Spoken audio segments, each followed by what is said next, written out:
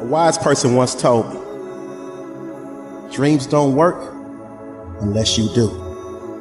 We try so hard in our lives to fit in. We try to fit into certain groups, certain frats, certain sororities, among certain friends. Yet the people we idolize most are the ones that stand out. But when you're prepared, there is no fear.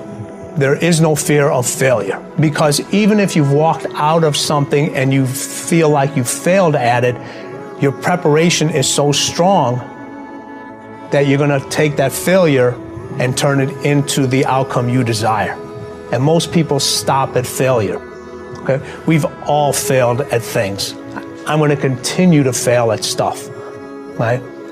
It's the most powerful tool you can use, but it all depends on how you use it. What would your future be like if you decided to want that which you desire so strongly that it prepares you past your fears, that you experience the fear, as the one book says, feel the fear and do it anyway? Life is 10% what happens to you, is 90% what you do about it. No matter who you are, no matter where you are in life, you can take the lid off of your job. And if you're wondering if you still have the lid on in your life, here are some clues that's going to let you know that the lid is still on. If you're not excited about waking up in the morning, if you're sitting around bored out of your mind, if you got time to do everything anybody asks you to do, you probably got the lid on.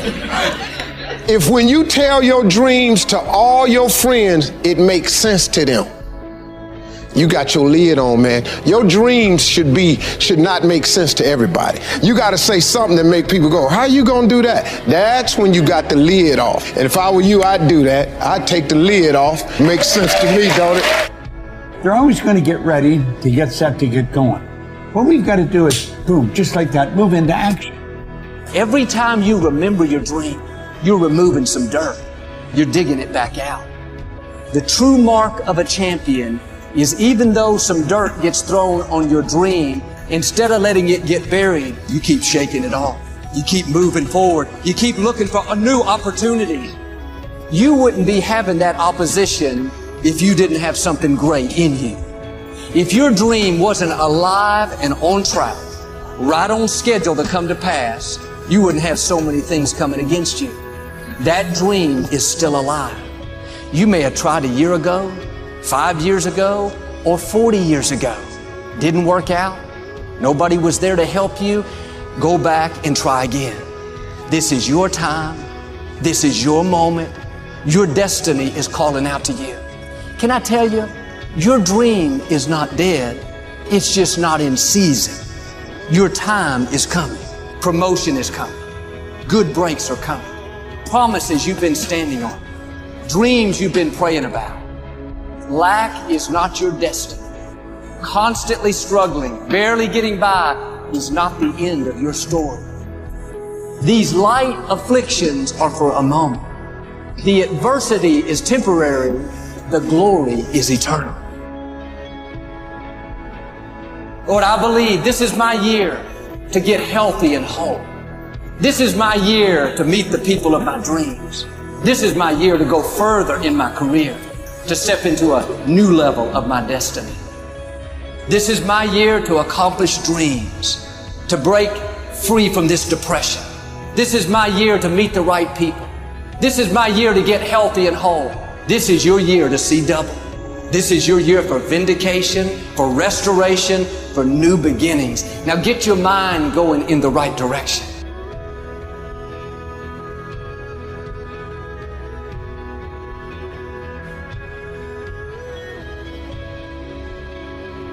Here's the secret.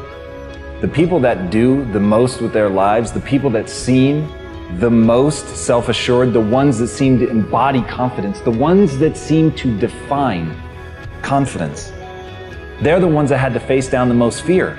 They simply didn't linger in it. Don't hate your competitors. Respect your competitors. Learn from him.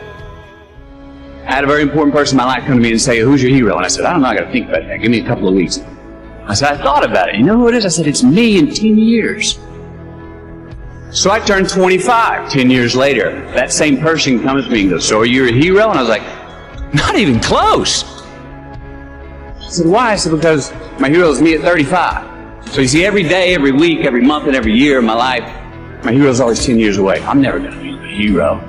I'm not going to attain that. I know I'm not. And that's just fine with me because that keeps me with somebody to keep on chasing. That's the thing. Success and failure are generally slow processes. Either slowly building things up or gradually tearing them down. And that's why I say you've got to pay attention. You have to watch. You have to watch every single second. Choose love. And don't ever let fear turn you against your playful heart. I believe in manifestation. I believe in putting a rocket of desire out into the universe, and you get it when you believe it. You get it when you believe you have it, and that's the key. We want to get really sensitized, acutely sensitized, sensory acuity, to whether what we're doing is working or not. And by the way, sensory acuity is really the measure of a person's intelligence. What I mean by that is, how do we measure intelligence? Intelligence is a measure of the number and quality of distinctions you have in a given situation. You can handle this, you just haven't figured it out yet. It's all right, this is your training period. This is a tuition you have to pay for what you don't know. You can do this, other people have done it. It doesn't take an Einstein. Get you some people that can teach you some stuff that you don't know. Get you some people that have done it successfully and learn from them. Take some seminars, workshops, read some books on how to manage a business. Change the way you see yourself and begin to tend to the personal details. Understand that nobody's going to take care of your business better than you. You will notice the most successful people in any field, they are usually the ones who have failed more than anybody else. You see the difference between a successful person and everyone else? It's not a lack of strength, it's not a lack of knowledge, it's a lack of will.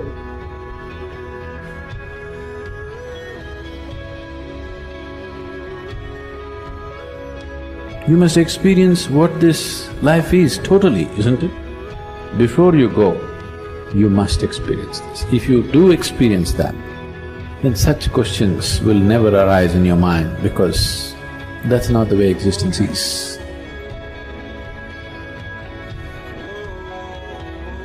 It's up to you. In a world where we're taught to look outside for answers, for a job that will make us happy, for money that will make us happy, that answer is within. We already have it.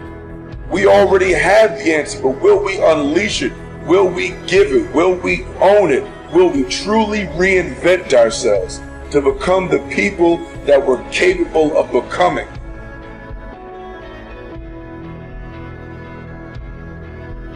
The bow too tightly strung is easily broken, says one of the proverbs.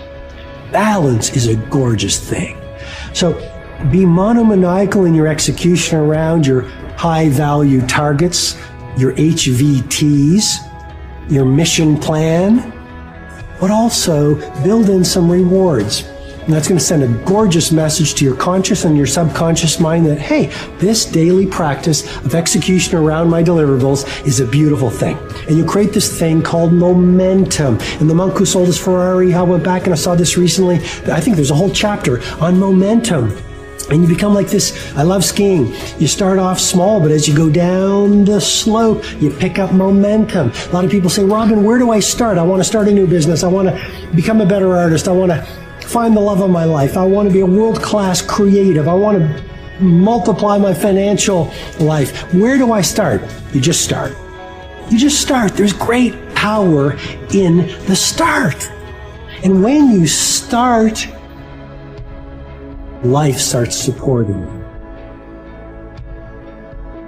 Well, God wants us all to be courageous, because He knows we'll face times in life and situations and circumstances that it takes more than just a desire, it takes courage.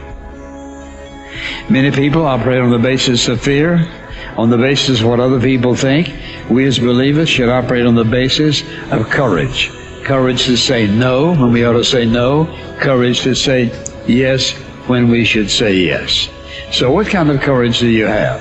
Is yours sort of floating between depending on the situation? Or do you know the difference between right and wrong for your life? And you've made up your mind.